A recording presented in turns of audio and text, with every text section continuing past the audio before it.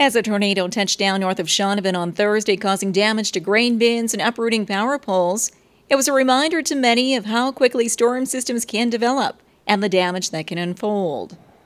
And according to Environment Canada, the combination of warm, moist air transforming into a storm system is a trend we're likely to see more of this summer. In Saskatchewan particularly, in just an average year, we see numbers like an average of about 12 tornadoes, and perhaps in terms of strong wind events, plow winds, straight line winds can just do as much damage as a tornado.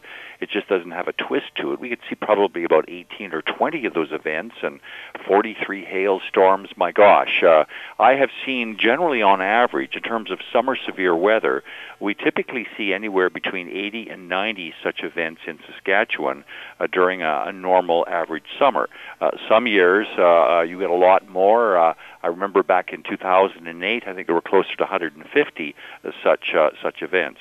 Philip says that Environment Canada delivers its weather data to the public in a number of ways, from initial weather statements outlining the overview of the coming day to weather watches and weather warnings, all of which are meant to prepare the public for any potential weather disturbances. For me, watches are kind of look up, and warnings are look out. There's a different degree of concern. A watch is really just sort of a statement, that sort of a heads up that some severe weather is likely to develop in a particular area over the next maybe 2 to 6 hours.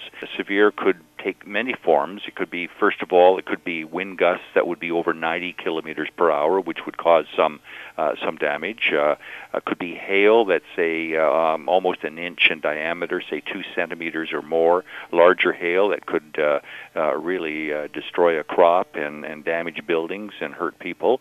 Or a rainfall of 50 millimeters or more in an hour, or 75 millimeters in, say, 3 hours. He further adds that having a safety plan in place before a storm strikes should be an annual process for all residents, for your home, while vacationing, or on the road. Go into the lowest part of your home.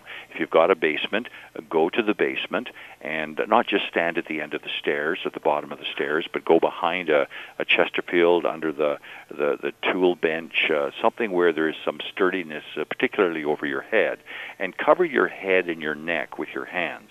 Often people are killed in tornadoes. It's the flying debris. If you don't have a basement, then certainly an interior closet without windows, a small room, as far away from the windows as possible, would be a good place to be.